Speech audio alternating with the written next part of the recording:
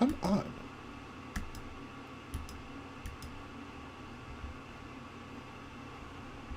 Oh. Wrong camera. Hello.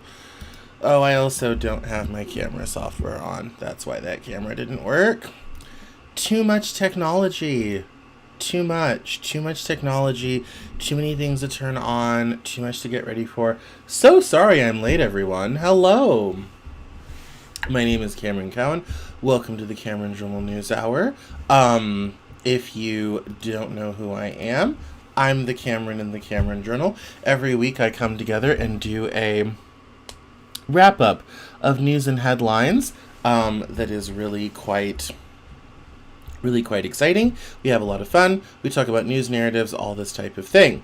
If you want to follow me online, you can catch me on social media. I'm at Cameron Cowan on X/Twitter and Instagram, and Cameron Journal on TikTok. I'm also on LinkedIn, fun things like that. I'm even on Pinterest, which is a lot more fun. Yeah, and obviously you can find all those links at CameronJournal.com. I want to remind everyone to sign up for the newsletter, CameronJournal.com/newsletter. Every Saturday you get a wrap-up of the week's headlines and everything from the Cameron Journal, including this show, the interviews, the living joke, everything delivered to your inbox every Saturday. It's great.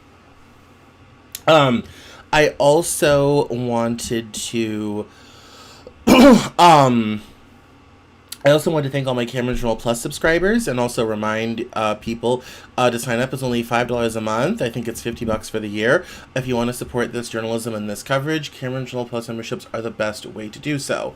Alternatively, though, if you don't want to start a new account, and I get it, and you're already on Substack, which we love, I also have a version of the Cameron Journal on Substack with select content, including this show, couple video, the interview videos, the newsletter, all that's on Substack. So CameronJournal.substack.com. It's easy to subscribe there. And you don't have to start a new account or anything. And it's already there. And it will also be delivered to your inbox. So wherever you want to be, the Cameron Journal is there. We have a lot to talk about this week. We're going to talk about Gaza. We're going to talk about Kamala Harris. We're going to talk about how to save the American experiment from the New York Times, an interesting opinion piece, a whole bunch of things. It's fall. Welcome to fall, everyone.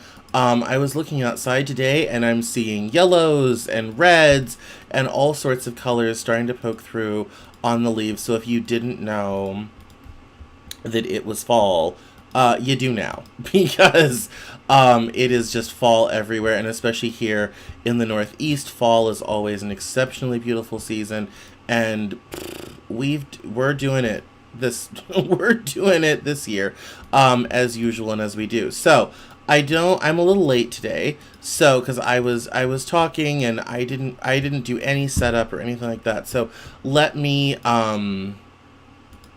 dive right into the headlines. So let me go here and let me do this and let's do this. There we go. All right. So our first story. Oh, let me get rid of these. I did a live show last week in support of our anthology Fantastic Worlds over at Soup Media, and I had tons of guests and everything, and so everything is still set for tons of guests, and it's just me right now. Like, for example, I don't need to have my name on this because it's just me. Boop, there we go. We already know who I am. so, um, so let's go right into the headlines though. So the first story I have, this one was sent in from a listener, reader, watcher. And was about, if we'll start from the beginning. If you don't know, and you probably don't, there has been a flotilla, that's these boats here, of boats that have been traveling from Europe to Israel in order to break Israel's blockade of aid to Gaza. There have been ships with humanitarian aid sitting near Gaza, unable to dock because of the Israeli blockade. The goal of the flotilla was ostensibly to bring humanitarian aid and to also break the embargo, to break the blockade. However, not everything is as it seems necessarily. So, in this story, we find out that there was no humanitarian aid on the vessels, the Samud flotilla, that was arrived and Israel intercepted as it neared Gaza late last week. Now, interestingly enough, most of the narrative has been around the horrible treatment that people on the flotilla have had at the hands of Israeli officials, including Greta Thunberg, who apparently was treated very poorly. That's, if you go to CNN and all this everything, this is what you'll read. But this article was sent from World Israel News. Now, I'm not necessarily a huge fan of this as a source, so I went hunting, as I always do, to kind of see who else is talking about this. I found this story in the Jerusalem Post. Not my favorite, because it's an Israeli publication, very pro-Israel sort of thing. Not my favorite, but better. However, what really clinched the deal was Al Jazeera. And it says here, Israeli forces have boarded and taken control of the Marionette, the final vessel headed towards Gaza as part of the global Samud Flotilla, GSF, one of the largest aid missions to attempt to break Israel's blockade of the enclave. The flotilla, made up of at least 44 civilian boats carrying some 500 activists, was first intercepted late on Wednesday, with boats boarded and volunteers detained and taken to Israel. By noon on Thursday, the military said all but one vessel had been secured. On Friday morning, a live-stream video showed Israeli forces forcing their way on board the Polish-flagged Marionette, which reportedly has a crew of 6 and was the last remaining operational vessel of the flotilla. The flotilla organizers posted on X, Marionette, the last remaining boat of the global Samud flotilla, was intercepted at 10:29 a.m. local time, approximately 42.5 nautical miles from Gaza. Israel has enforced a blockade on Gaza since Hamas took control in 2007. Gaza's residents have largely been trapped in the Palestinian territory since then, with the entry of food, goods, and aid strictly controlled by Israel. It says here, Israel has intercepted all the vessels in the global Samud flotilla, a convoy carrying humanitarian aid to Gaza, organizers said. The country had vowed to stop the flotilla, claiming the volunteers were trying to breach a lawful naval blockade, but organizers say international law is clear that humanitarian aid should be let through. And then down here it says that the flotilla's voyage has drawn global attention, and the detention of activists has triggered protests in cities including Rome, Buenos Aires, and Istanbul. Those held including climate activist Greta Thunberg, former Barcelona Mayor Adu Colau, and European Parliament member Rima Hassan. In a statement on Friday, the International Committee to Break the Siege of Gaza said some of the detainees from the global Samud flotilla had begun a hunger strike after being detained by Israeli forces.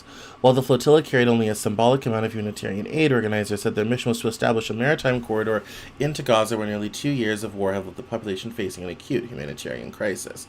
And see, it shows they're leaving from ports in Spain, drone attack near Tunisia, Sicily, and then the final interception here in Gaza in the eastern Mediterranean. It says here that those detained would normally go through a legal process, but Israel's currently under near total shutdown because of the Yom Kippur holiday. That means courts and prisons are not functioning, creating a limbo for activists if they're detained. Another ministry video showed climate activist Greta Thunberg surrounded by soldiers on a boat deck. Several vessels of the Hamas Samud flotilla have been safely stopped, and their passengers are being transferred to an Israeli port. Greta and her friends are safe and healthy. And it shows the arrests here.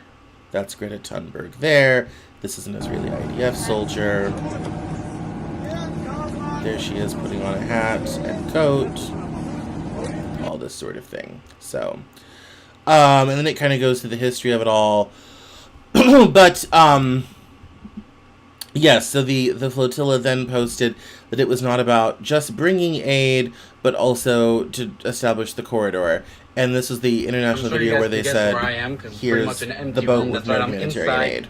one of the vessels, one of the largest vessels to come in this Yom Kippur flotilla. And while we're processing this boat, there's one thing missing, guys. All this aid that they were supposed to bring into Gaza, which explains one thing to me, I'm sure it explains to you, that when we and multiple other countries offered them to take this aid and bring it to the Gazans, we could facilitate its safe arrival, they flat out rejected it. And now we know why, because it was never about bringing aid to Gazans, but it was all about the headlines and the social media followings. Obviously, Israel has a very specific message that they want to send out about this. And obviously, this social media account is aiding in the promotion of that narrative, all fine and well. It says that another flotilla is now heading towards the Gaza Strip, according to social media posts by the Samud Flotilla. The Freedom Flotilla Coalition has confirmed that a boat named Conscience departed Italy on Wednesday, carrying around 100 people who describe themselves as activists. The group claims that many of the passengers are also healthcare workers and journalists. Another 8 boats have set sail from Italy nearly a week ago, and according to live tracking over the internet, the 9 ships are currently near the island of Crete. At the same time, the Samud Flotilla X accounts report that a second flotilla of 45 boats has left the port of Arsuz for Turkey for Gaza, hosting a video to support this. However, it has not yet been officially confirmed whether the boats shown are indeed heading for Gaza. And the National Security Minister, Itamar Ben-Gvir, said that all the participants should be imprisoned. No surprise there. It says, I think they must be kept here in an Israeli prison for a few months so they can smell the scent of the terrorist wing.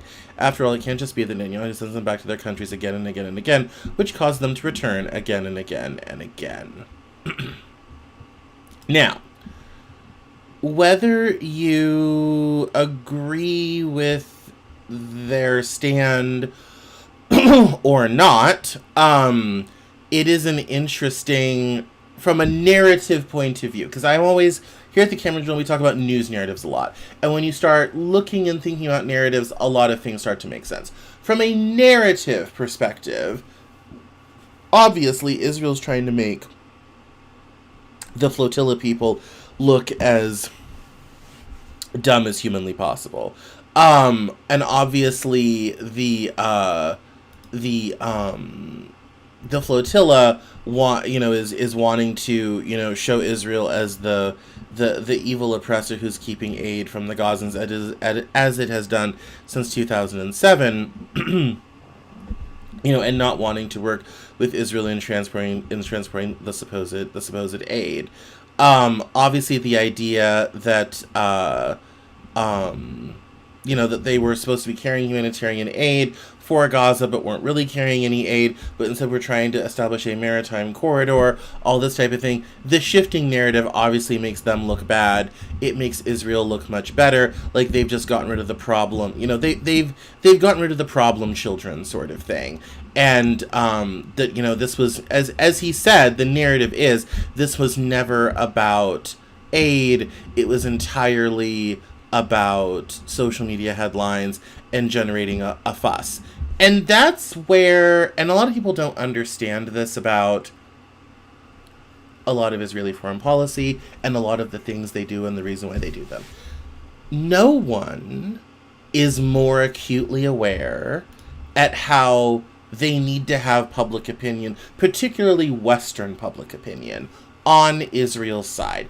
Israel is very aware that it is very important for them to keep public opinion on their side.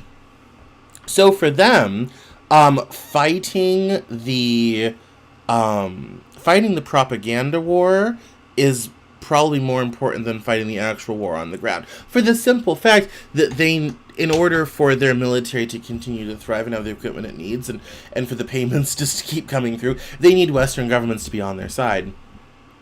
And so for them, making the pro-Gaza, anti-Israel protesters, flotillas, all this type of thing, look as dumb, greedy, and stupid as possible is in the best interest of Israel. So obviously they're promoting that narrative. Now, I have not looked. Here's where I have not looked into. I don't know how consistent the flotilla's messaging was, but the idea that they had to post and clarify what they were doing after being in the water and doing this for 2 months, sort of thing, it doesn't look great. I also think it's rather interesting, as a side note, that now that that the White House is occupied by President Trump and all this type of thing, all of a sudden all the Gaza protests and whatnot in this country have seemed to magically disappear. Funny how that works. Anyway, that's just a little sidebar, a little side note. But this is a quite, interesting sort of story. Now, the reason why this person sent this to me was to kind of show how, dumb and silly this whole, protesting against Israel thing sort of is, and, that the Gaza protesters are just silly because, Israel's in the right and Hamas is a terrorist organization, so kind of screw them and all this type of thing. And that's not my position. I think people have to remember, as strange as this sounds, the people of Gaza are held hostage by Hamas as much as people in Israel are, simply for the fact that while Hamas delivers a lot of services, then they've been the de facto government in Gaza for a long time, in a way that they're not in the West Bank. Life under Hamas isn't exactly pleasant either. They were just the only real game in town. And also, the election the Bush administration organized was terrible, and I actually ended up watching a video by Bill Clinton who explained what they did and how Hamas managed to wheedle their way into power. No one gives a terrorist organization political power. It's the dumbest thing anyone's ever done. But,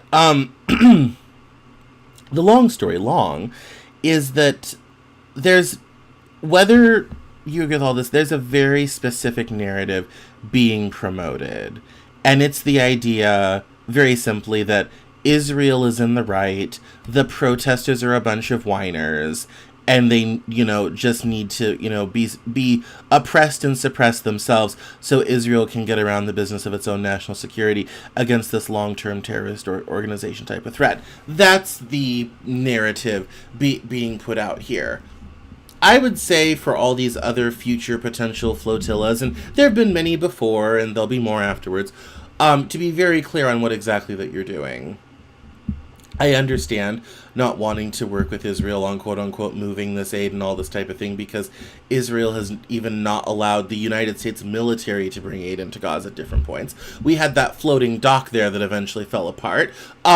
This has been a whole thing, and Israel's whole program is to completely restrict any movement in and out of Gaza as they basically bomb it to smithereens, so it can eventually be bulldozed over and turned into something else. That's the end game here. People kind of thought that was crazy 6 months ago, but it's quite obvious when you look at the pictures, that's what's going to happen. Is the present population will be removed in favor of a new population. And probably a lot of new resorts and other things that are, great and wonderful. And where the Palestinians who live there will go and what they will do remains to be seen, especially considering not one of the Arab neighbors really wants them, for a whole other variety of reasons I will not get into at this moment. But that's that story. I love when readers and watchers send in stories, so if you have a story you want me to cover, email me, email@cameronjournal.com. Feel free to send me an email or get at me on social media, and we'll go from there. It's always, I always enjoy looking over stuff and breaking down the news narratives for you. In a bit of media news, Bari Weiss from the Free Press, who made a name for herself for taking her reportage from, I believe it was the New York Times, to Substack and starting her own publication, has been acquired by Paramount Skydance, who just merged together. And they have bought the digital news site Free Press in a $150 million deal, and Bari Weiss is now going to be the CBS News editor-in-chief because CBS was part of the Paramount Skydance merger deal. Yes, big media mergers are always a joy forever. they want to modernize content and the way it connects. Bari Weiss has made a name for herself in being a little too, I wouldn't even say conservative, but maybe not as liberal as a lot of other of the media and this sort of thing. And that has caused a little bit of ruckus in the world. And so they're kind of looking, what's the coverage and whatnot going to be like under the leadership of Bari Weiss, especially given, 60 Minutes, CBS's flagship news program, given even things like Sunday Morning, what the view and perspective will be. Now, for those that are thinking that Bari Weiss is going to turn CBS into some sort of, liberal, conservative bastion in network news, I don't think that's who she is. I mean, she's a lesbian, but I don't think that's who she is. I don't think that's what she's going for. I don't think that's what they want her to do. I think they really want to bring CBS more in line with what they think the median view is in a business that has been bleeding viewers for years. But anyway, there's a little bit of a video. Let's watch. Company Paramount Global will pay President Donald Trump $16 million to settle his lawsuit over edits made to his 60 Minutes interview with former Vice President Kamala Harris during her presidential campaign. Trump accused Paramount of giving Harris a better answer in the edit of her interview. The network says the interview was edited for time purposes, but not doctored. Paramount Global said in a statement, quote, "They also released the unedited version. Of apology or regret." Since taking office, Trump has teased the idea that the Federal Communications Commission could strip CBS News of its license over the matter. Trump's legal team celebrated the settlement, saying it was holding the media accountable.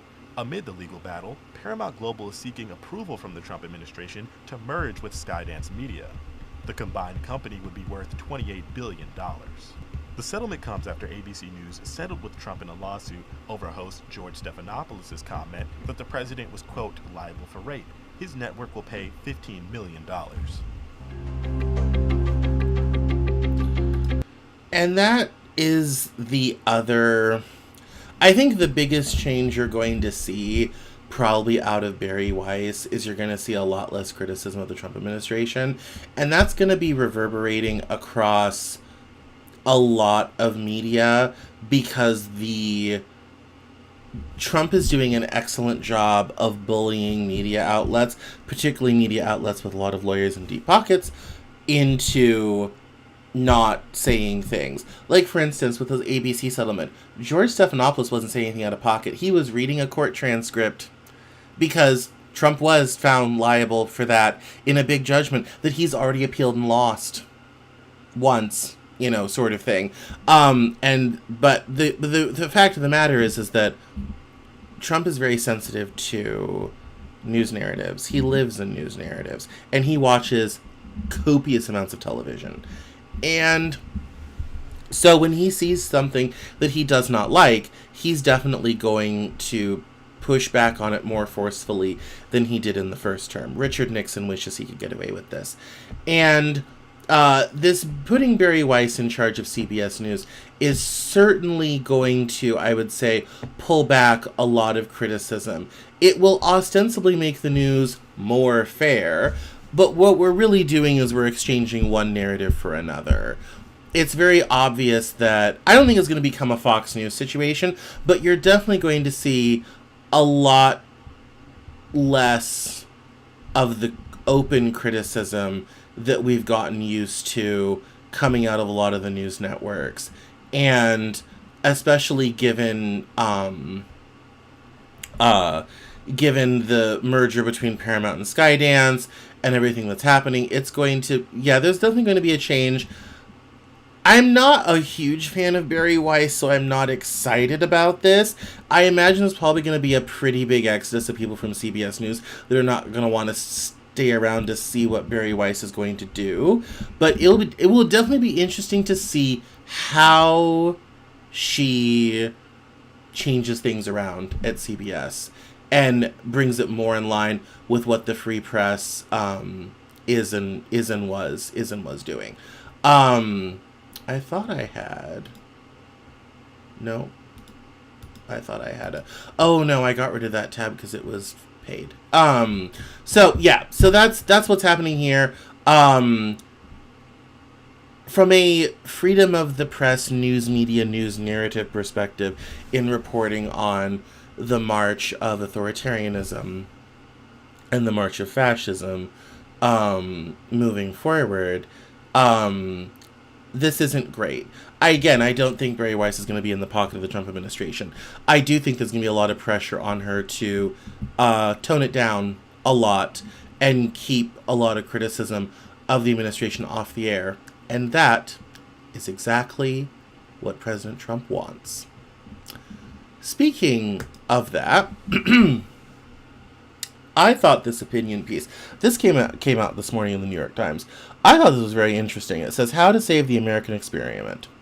And I love the 1920s, and this article compares a lot to the 1920s, and I thought this is, it also goes with a book I talk about a lot that I finished reading called The American Midnight, and it was the period between the end of World War I and about 1922 or so. And it was an interesting deep dive into an interesting 3-year period in America's history, and this article kind of builds on that. We'll start reading here. At the outset of the 1920s, a wave of attempted assassinations and political violence crested alongside new barriers to immigration, a campaign of deportations, and a government crackdown on dissenting speech. Sound familiar? America was fresh off a pandemic in which divisive public health measures yielded widespread anger and distrust. Staggering levels of economic inequality underlaid a fast-changing industrial landscape and rapidly evolving racial demographics. Influential voices in the press warned that a crisis of misinformation in the media had wrecked the most basic democratic processes. Again, any of that sound familiar? Even presidential elections eerily converge. In 1920, national frustration over an infirm and aging president helped sweep the Democratic Party out of the White House in favor of a Republican candidate, offering the nostalgic promise of returning America to greatness, or at least to normalcy. A faltering President Woodrow Wilson gave way to Warren Harding and one-party control over all 3 branches of the federal government. Yet what is striking about the 1920s is that, unlike the German interwar crisis, America's dangerous decade led not to fascism and the end of democracy, but to the New Deal and the Civil Rights era. Across the sequence of emergencies that followed, the Great Depression, eventually World War II, the United States ushered in an era of working-class political empowerment and prosperity. The nation ended Jim Crow in the South and established free speech with court-backed protections for the first time in its history. The story of how Americans built a new infrastructure for modern democracy does not offer a step-by-step map for 2025, but it does just a way out of our destructive spiral. The fiery intellectual W.E.B. Du Bois and the young columnist Walter Lippmann were among the first to grasp a core feature of modern mass politics. Information and a crisis of trust in the news had deformed American political life in the aftermath of World War I, just as they do in our current age of media disarray. Du Bois, the brilliant black writer and editor who founded the NAACP in 1909, watched as propaganda campaigns, some led by the very newspapers that should have been the wellsprings of an informed citizenry, whipped politics into frenzied race riots. In places ranging from Elaine, Arkansas to Washington, D.C., the angry rioters of what came to be known as the Red Summer of 1919 ripped through black communities, killing hundreds. Lippmann, who was emerging as America's most influential liberal journalist, understood information and propaganda to be the fundamental democratic problem under conditions of a mass population and a mass press. The crisis of democracy, he wrote, was in its essence a crisis in journalism. The distance between what he called the world outside and the pictures in our heads afforded vast power to those who managed information flows. A full century before today's distorting power of the internet and social media, Lippmann wrote that the sheer scale of modern life separated citizens from the information required for self-rule. The stream of news that reaches the public, he discerned, was democracy's most glaring vulnerability. And that's even worse now, because so much of it is communicated through a headline, a meme, a picture, something a friend told you. It's not the way it was. We're not all watching the same evening news broadcast and getting a half-hour news every day and that's it. No, it's even more diffuse than that. And when you start talking to people, and I do this a lot, where I listen to the bits of and parts that people did get and did hear, I'm like, okay, you have 5 fragments. Let me tie all that together for you. And they're amazed because they haven't. If you're watching this, you're not this person. But they haven't really figured, because there's so much. And every day it's something new. It's something different. And so it's more than any normal person who has bills to pay, animals to feed, children to look after can begin to hope to keep up with. Anyway, Deep inequality came hand in hand with widespread economic dislocation for working people. Giant industrial behemoths like Ford, General Electric, and U.S. Steel promised new affluence in the mass consumer economy, but the scientific management of factories and farms produced economic vulnerabilities for workers. Old mechanisms of working-class power proved as outmatched by mass production as unions today seem to be overwhelmed by virtual work, the gig economy, and generative AI.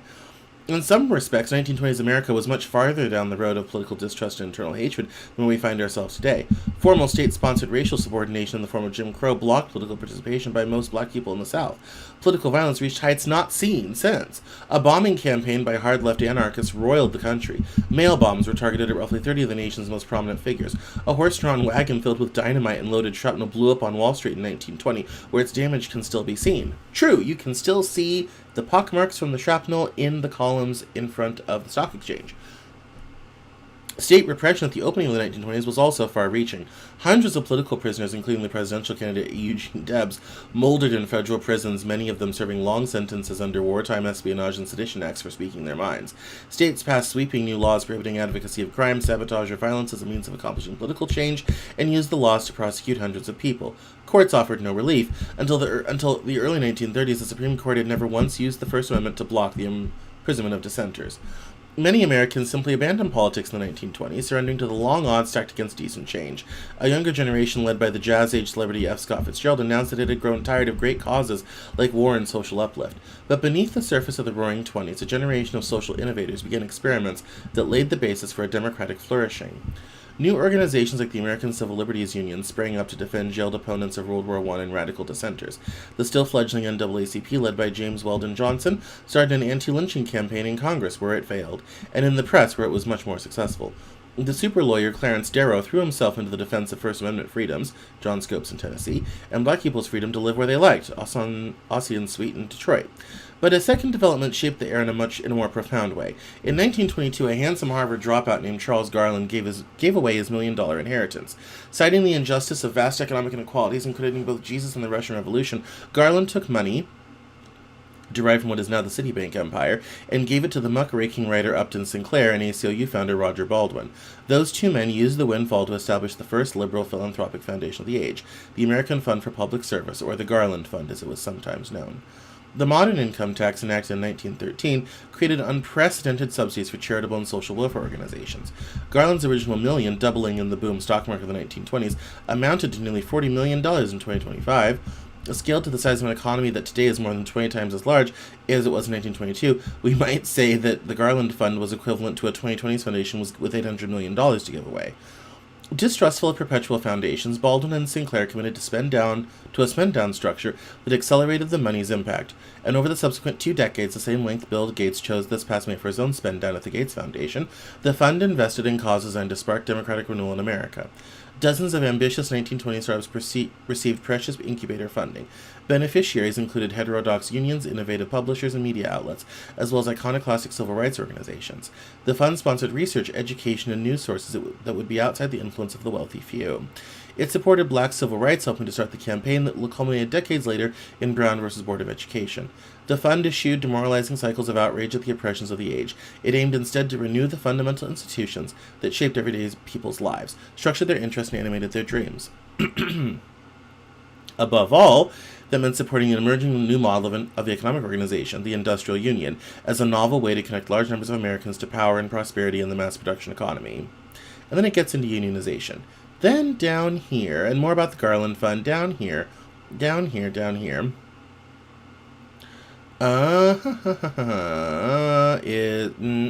too far. Given the successes of change backed by conservative foundations, there are figures on the right who worry about the Trump administration's threats to stamp out foundations that have been sources of inspiration for a century. The promises to strip liberal foundations of their tax status and investigate George Soros-gifted funding, renewed after the assassination of Charlie Kirk, come out of an old playbook, one put together 100 years ago by the Coolidge administration to eliminate the Garland Fund's tax-exempt status. Such efforts risk being badly counterproductive for reasons both conservatives and liberals understand. Civil society institutions like the Garland Fund have been a source for creative democratic renewal. Freed of the short-term constraints of state officials and of political parties, civil society organizations can exercise experimental agenda-setting power in moments of crisis for existing institutions. For all the talk of red lines and points of no return, the modern United States has had democratic crises and authoritarian turmoil before. The language of break glass, fire alarm emergencies looks at our increasingly brittle existing modes of political organization and cannot see beyond them. But the way through will be to craft new modes of renewal adequate to the landscape of the world in which we find ourselves, forms analogous to the industrial union of the 20s, and perhaps fueled by the generative civil society engine of the now vast nonprofit world. A century ago, in the forgotten history of a decade just barely out of living memory, we found pathways to a better place. The answer to how all this ends turns on experiments we have only barely begun to launch. This is the type of article that I knew about some of this stuff, but I didn't know it. Does that make sense? Like, it was one of the, like, oh, okay, that's how this works. I get that. Yeah, I know about that history. Yes, okay.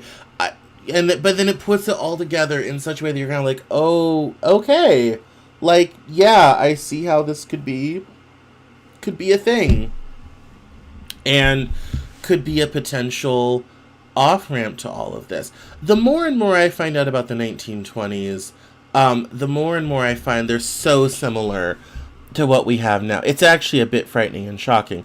I write my 1920s mystery detective series, I.G. Farben, and which begins in 1925. And the more and more I learn, the more and more I try to add the more patina of that stuff. And and I like to add in more of this kind of political upheaval and turmoil and all this sort of thing. It's a very interesting time. It's so analogous to now, but the idea that what we really need is the hard work of civic institutions, democratic renewal, getting people active, setting agendas for how we want to live in this country is incredibly prescient. And I wanted to highlight this because this is the first time, and this is from John Fabian Witt. He's the author of The Radical Fund, How a Band of Visionaries and $1 Million Upended America. This is the type of conversation we need to have now. This is where the focus should be. We cannot stay in this politics of division forever, and we won't forever. Eventually we will break through. But this is the conversation that's absolutely worth having right now. And I honor Mr. Witt because I wish I had written this book, you know, sort of thing. Instead, I wrote about millennials, and America's Lost Generation is out now. If you haven't picked up a copy of America's Lost Generation, I highly recommend you do so, CameronJournal.com. Yeah, it's, it's on the New York Times in the opinion column. Please go read this. It's so valuable and important. Want to move on to the big story of the week, and that is the ICE agent raiding a South Shore apartment complex, and Trump saying Chicago become a military training ground. There's a video. Hundreds taking over an intersection where a surge of Border Patrol agents were seen over the weekend. We saw over the weekend how ICE agents shamelessly occupied the streets of downtown and detained fellow residents. ICE out now, no debate. The group standing here down the way from Trump Tower, they say to stand up for the community. And it's ridiculous that our tax dollars are going toward these types of raids when it could be funding health care, housing, and other issues and needs of the community here in Chicago. The emergency protest follows this past weekend's surge in immigration enforcement. Dozens of armed federal agents spotted downtown, detaining multiple people. And what I was learning in history class, I'm seeing it now in the streets with ICE detaining legal immigrants and treating them like they're nothing.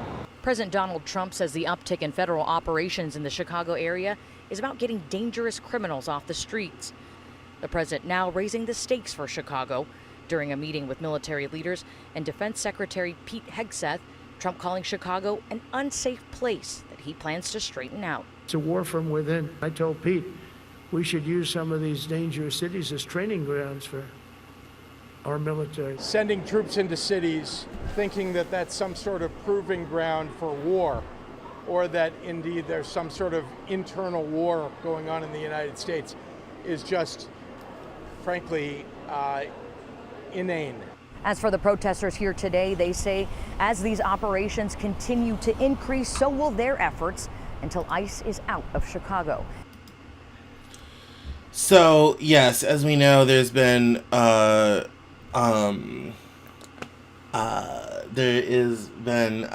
National Guard troops and ICE agents set into Chicago and Portland. It also says here, that video was more about the reaction protest. What really started things off is that, what was the date on this? From October 1st, last week. Immigration and Customs Enforcement agents raided a South Shore apartment building overnight as the city braces for possible military deployment, which arrived. My building is shaking, so I'm like, what's that? Then I look out the window. It's a Black Hawk helicopter, says witness Dr. Ali Muhammad. Wednesday morning, DHS officials said in a statement, in the early morning hours of September 30th, 2025, allied federal law enforcement agencies with CBP, FBI, and ATF executed an enforcement operation in Chicago's South Shore area, a location known to be frequented by the Tren de Aragua members and their associates. Some of the targeted subjects are believed to be involved in drug trafficking and distribution, weapons crimes, and immigration violators. DHS said 37 people were arrested in a building of 900. ABC 7 spoke to Pertishu Fisher, a woman who lives in the building. She said ICE agents took everyone in the building, including her, and asked questions later. They just treated us like we were nothing, Fisher said. Fisher said she came out the hallway of her apartment complex on the corner of 75th and South Shore Drive in her nightgown around 10 p.m. Monday, only to find armed ICE agents yelling police. It was scary because I'd never had a gun in my face, Fisher said. They asked my name and my date of birth and asked me, did I have any warrants, and I told them no, I didn't. Fisher said she was handcuffed before being released around 3 a.m., and she was told that if anyone had any kind of warrant out for them, even if it was unrelated to immigration, they would not be released. They like piling us all up in the back on the other side. It was no room to move nowhere. Citizen app video captured the chaotic scene, and neighbors say there were dozens of ICE agents. As I got to my unit to stick my key in the door, I was grabbed by an officer, and I said, what's going on? What's going on? He never actually told me. He said I was being detained, said Alicia Brooks. Neighbors like Ebony Watson say they ducked for cover as they heard several flashbangs. They were terrified. The kids were crying. People were screaming. They looked very distraught. I was out there crying when I seen the little girl come around the corner because they was bringing the kids down too, and had them zip-tied to each other, Watson said. That's all I kept asking. What's the morality? Where's the human? One of them literally laughed. He was standing right there. He said, F them kids. Watson said trucks and military-style vans were used to separate parents from their children. Other neighbors said agents destroyed property to get in the building. They had a big 15-inch chainsaw with a round blade on it cutting this fence down, witness Darrell Ballard. We're under siege. We're being invaded by our own military. Marley Sanders' boyfriend was detained, Sanders said. They had the black people in one van, the immigrants in the other van, Sanders said. The FBI confirmed on Tuesday morning that they were helping U.S. Border Patrol carry out a targeted immigration enforcement operation in the area, adding that they have been supporting these efforts at the U.S. Attorney General's direction. Border Patrol Commander-at-Large Gregory Bovina, with his officers, spoke on the ground in an exclusive interview with News Nation. And then it goes into that whole thing, and that's the end of that. Obviously, there have been protests in reaction to this building being raided, and a lot of attention on it as well. There was also a story today that said National Guard troops are traveling from Texas to Illinois Monday, which is today. I saw that right before I started the show this evening. I think it's going down in Chicago. I think that's where things are about to get weird, is in Chicago. I think Portland is whatever. Things are about to get weird in Chicago, and I will definitely be keeping an eye on this story. As we bring the show to a close, former guest of the Cameron Journal podcast, Jose Nino, posted a very interesting article that I want to talk about quickly, and that is his complaint about changing demographics in Florida and Texas and why the Republican Party cannot be trusted. It says here that international migration has been the primary driver of these changes, which he goes through the lack of white people in Florida and Texas. And it says here that in 2024, Florida had the highest rate of international migration in the nation. Natural increase has also favored younger, more diverse populations, as Hispanic families maintain higher birth rates than non-Hispanic whites.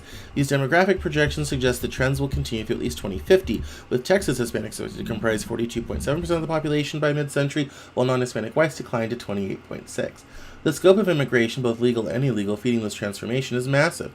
Florida hosts approximately 5 million foreign-born residents as of 2023, representing 22% of the state's population. While the majority have legal status, Florida maintains between 590 and 770,000 illegal immigrants, representing the third largest illegal immigration population nationally. Texas hosts 5.5 million foreign-born residents, 17.9% of the population, including an estimated 1.7 million illegal aliens, nearly 3 times Florida's illegal alien population, and 5.6% of the state's total population. The demographic transformation of Florida and Texas becomes even more damning when considered alongside the Republican Party's comprehensive political control of these states. This is not a case of Democrats implementing open borders policies over Republican objections. This is Republican-enabled mass migration occurring under complete GOP dominance. And it also goes on to say, and the main point of this is the thing I've always said about immigration. And it says here, the agriculture industry has also contributed a record $41.3 million to Republicans versus $18.5 million to Democrats. Tyson Foods affiliates alone contributed $886,000 in 2024 cycle, with approximately 80% going to Republicans. This is particularly egregious given that Tyson employs 42,000 foreign-born workers and has stated it would like to employ another 42,000 immigrants if we could find them. To say the Republican Party is fully captured by business interests would be an understatement. The evidence is overwhelming. The Republican Party cannot and will not defend the demographic integrity of America. Decades of Republican trifecta control in Florida and Texas have produced demographic transformations that would make pro-open borders liberals blush. The party's complete capture by corporate interests dependent on cheap immigrant labor ensures that the campaign rhetoric about border security and immigration enforcement remains nothing more than political theater designed to pacify electoral constituencies while maintaining the flow of foreign workers to their donors' demand. And that's why you're never going to solve immigration in this country. That's it. As long as corporate America is stuck on the teat of cheap labor, you're stuck. You can never solve immigration. Ever. And that goes for tech companies hiring H-1Bs. That goes for Tyson Food looking for people to process meat. That's the whole game right there. Now, it's always entertaining for someone with this name to be complaining about immigration, but still, even so, that's the whole game. It's as is so often the case in this country, the story is always economic. Where's the money going? Because the reality is nothing in this country moves without a dollar attached to it. Nothing. Nothing moves without a dollar attached to it. And so you have this terrible situation where you're never going to really ever solve the immigration problem. The only way to solve this would be to have a large, inexpensive, robust guest worker program where you start tracking these people. Otherwise, they're just going to continue to come and go because the demand is there. This is basic supply and demand, something Republicans should understand because they're always lecturing the rest of us about it.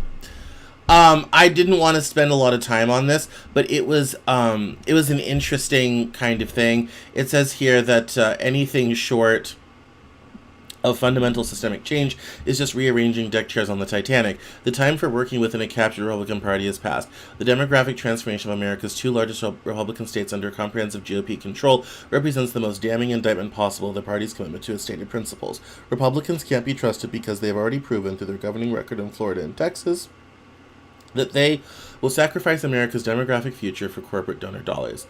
Florida and Texas prove that under Republican rule, prosperity is nothing more than camouflage for the demographic displacement of whites. If that is something you're concerned with. I'm not terribly, but he is. It's always just nice for someone inside the Republican Party to complain about something the Republicans are responsible for. Usually we always do that about Democrats. I thought it was a nice change, on top of further reinforcing the idea that immigration primarily is an economic demand issue and nothing else. And until you solve one, you will not solve the other. Now, Kamala Harris is on her book tour, which is always a lot of fun, and I wanted to play some fun videos from her recent appearance in San Francisco. So it's just basically kind of video reacts to close out the show because we're almost done. But anyway, she's so entertaining. Are out there doing national security secrets and war risks on signal. We would get our asses out of bed and go to a skiff or literally go to a secure room to talk about national secrets. And these guys are too lazy. They just want to sit there and do like this. But now that I have a phone, I think a lot of people have already forgotten about the great, arranging the bombing over signal sort of thing. And I think it's funny that she brought that, she brings that back up. These videos have been posted by people all weekend, which has been a lot of fun. And there's this other one that was also equal. No, that's not that one. Nope, that's, yeah. We want to save that for next week. There's been a couple of these videos kind of running around of her just saying funny stuff. There's another video of her, I actually might be able to find it on this account if they have it. But there's several entertaining, funny videos about just things that she said on this book tour. She's not running for anything. She's not in office. And Kamala Harris Uncorked is fun. But here's kind of the meta thing about this, is that really it's about, I think the big story is, I think she's expressing the energy that Democrats want right now. They want someone who's loud, who's calling it out, who is, out there doing something, saying something, being something, providing the leadership that Hakeem Jeffries and Chuck Schumer cannot bother to do. Not that she says she's running in 2028, but if I were planning on running in 2028, if I were her, that would be the way to do it. But I think with her being able to articulate the popular Democratic rage, that puts her in a really great position. There's so many forces that are full-time spreading hate. Mm-hmm. We really do have to really think about love. Amen. And think about it in terms of whatever that is. I mean, there's just like I said, there's, obviously she already has, so much of a following and all this type of thing, but there's just so all these videos just kind of running around and that have been posted all weekend long from different people everywhere she goes. It's the early 2024 campaign energy all over again, and love that for her. But I think, but the most important thing is, I think it's also what the Democratic Party needs right now. Not only is she criticizing the party through her book, which I said last week is very important, and it is, but she's also expressing the popular rage of the Democrats. And I think that puts her in a fantastic position for 2028. And she still is the polling frontrunner, so not a bad position to be in. This video is super short. It's a CNN clip. And I want to close on this because it is directionally correct when it comes to the Democratic Party today. And I think the fact that Kamala Harris is already leaning into this, I think is good. Let's watch. Compared them to Abercrombie and Fitch, a ghost brand. What do you think? I think that, he's right that we need more unapologetic Democrats, but it's more than that. The Democratic brand is two things right now. It's a lot of things, but it's both risk-averse and it's very, very finger-waggy. So all of our politicians are incredibly risk-averse, so they're not out there taking risks or trying to do new things. They're playing it very, very safe. Even as much as I love Kamala Harris, and I thought she did well on her campaign, she was very risk-averse during all of that. But on the other side of that, while they're being risk-averse, they're also just purity testing everybody and finger-wagging them. I'm a young dude. I like a little bit of edge in my politicians. I think most young dudes like an edgy politician, not somebody who's out there being, super scripted and tested and everything. So all this comes together to create an environment where I had a young friend the other day who is pretty liberal say that the Democratic Party feels quote unquote suffocating at times. And I think that's a good way to put it. It's that and academic. A lot of times the simplicity is missing in the message. What Bill? He compared them to Abercrombie and Fitch, a ghost. And weirdly enough, I think with Kamala Harris standing up and cursing, talking about phones, talking about scandals, calling out the Trump administration, all this type of thing, I think weirdly enough, she is what the party needs right now. More of that. Now, I agree with him. The Democratic Party is too risk-averse. It is much too luxury and finger-waggy. It's all of those things. And it's too academic because it tends to be ran by coastal liberal elites from a very few amount of places. It's not even location diverse. Hire some nice people from the Midwest if you must. That was the one thing about Tim Walz, that Minnesota energy. But, the reality of the situation is the Democratic Party brand is very toxic right now. And oddly enough, I feel like this book tour is the beginning of the rehab special. And I think as much as Democratic Party insiders don't like that Kamala Harris kind of called everybody out in her book, that's what the party needs right now. It just does. And I like this guy, though. Adam Mockler. I follow him. He's the guy from Midas Touch. I like him. I like him a lot. We love the energy. So, Anyway, that's the news hour tonight, everyone. Thank you all so much for watching.